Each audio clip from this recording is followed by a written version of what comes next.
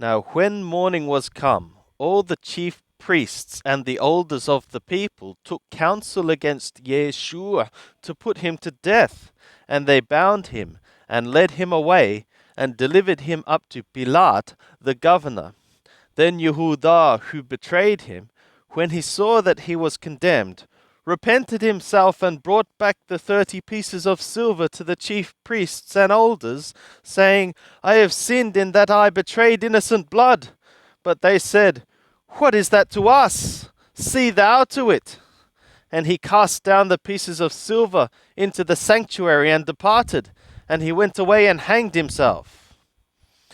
And the chief priests took the pieces of silver and said, It is not lawful to put them into the treasury, since it is the price of blood. And they took counsel, and bought with them the potter's field, to bury strangers in.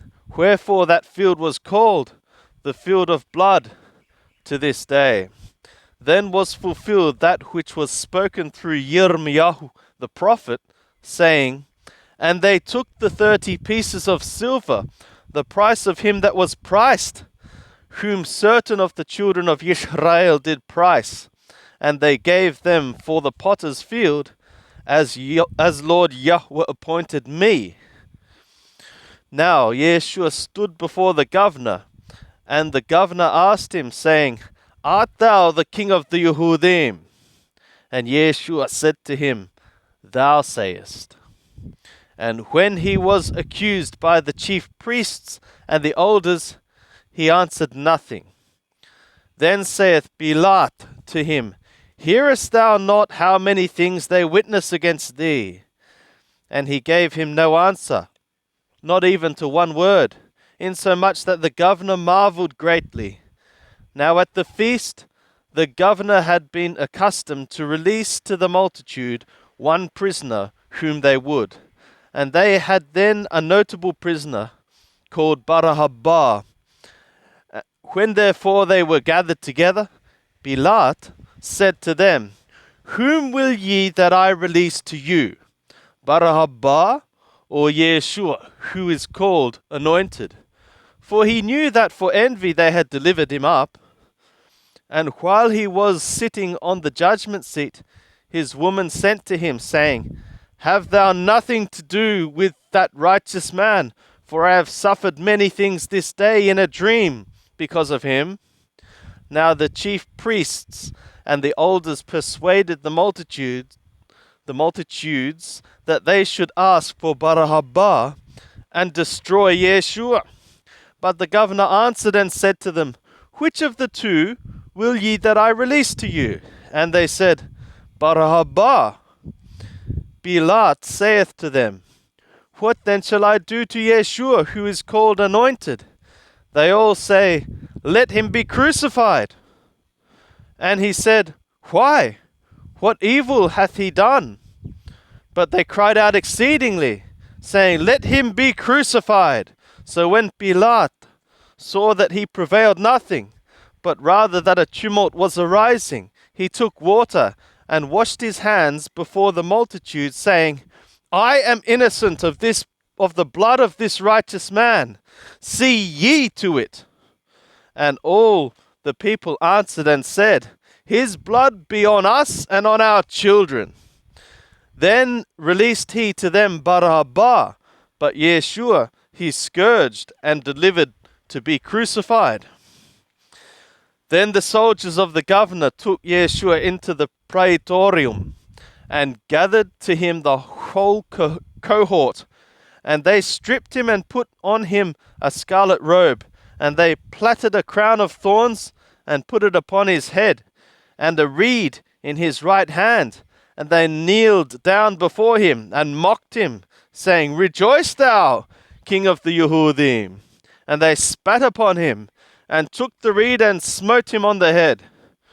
And when they had mocked him, they took off from him the robe, and put on him his garments, and led him away to crucify him. And as they came out, they found a man of Curene, Shimon by name. Him they compelled to go with them, that he might bear his cross. And when they were come to the place called Golgotha, that is to say, the place of a skull, they gave him wine to drink, mingled with gall. And when he had tasted it, he would not drink. And when they had crucified him, they parted his garments among them, casting lots. And they set up over his head his accusation, written, "This is Yeshua, the King of the Yehudim." Then are there crucified with him 2 robbers, one on the right hand side, and one on the left. And they that passed by railed on him, wagging their heads, and saying, "Thou that destroyest the temple, and buildest it in 3 days, save thyself. If thou art a son of the God, come down from the cross." In like manner also the chief priests, mocking him, with the scribes and elders, said, "He saved others, himself he cannot save. He is the King of Israel. Let him now come down from the cross, and we will believe on him. He trusteth on God. Let him deliver him now, if he desireth him. For he said, I am a son of the God." And the robbers also that were crucified with him cast upon him the same reproach. Now from the 6th hour there was darkness over all the land until the 9th hour. And about the 9th hour Yeshua cried with a loud voice, saying, "Eli, Eli, lama sabachthani?" That is, my God, why didst thou forsake me?" And some of them that stood there, when they heard it, said, "This man calleth Eliyahu." And immediately one of them ran and took a sponge, and filled it with vinegar, and put it on a reed, and gave him to drink. And the rest said, "Let be, let us see whether Eliyahu cometh to save him." And Yeshua cried again with a loud voice, and yielded up his spirit. And behold, the veil of the temple was rent in 2, from top to the bottom, and the earth did quake, and the rocks were rent, and the tombs were open, and many bodies of the holy ones that had fallen asleep were raised, and coming forth out of the tombs after his resurrection, they entered into the city and appeared to many. Now the centurion and they that were with him, watching Yeshua, when they saw the earthquake and the things that were done, feared exceedingly, saying, "Truly this was a son of a God." And many women were there beholding from afar, who had followed Yeshua from Galilee, serving to him, among whom was Maryam Magdalene, and Maryam the mother of Jacob and Joses, and the mother of the sons of Zebedee. And when even was come, there came a rich man from Arimathea, named Joseph, who also himself was Yeshua's disciple. This man went to Pilate and asked for the body of Yeshua. Then Pilate commanded it to be given up. And Joseph took the body and wrapped it in a clean linen cloth, and laid it in his own new tomb, which he had hewn out in the rock. And he rolled a great stone to the door of the tomb, and departed. And Maryam Magdalene was there, and the other Maryam sitting over against the sepulchre. Now on the morrow, which is the day after the preparation, the chief priests and the Parishim were gathered together to Pilate, saying, "Sir, we remember that deceiver said while he was yet alive, after 3 days I rise again.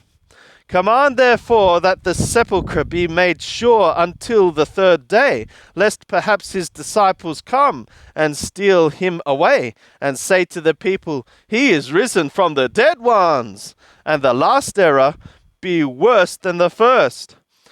Pilate said to them, "Ye have a guard, go make it as sure as ye can."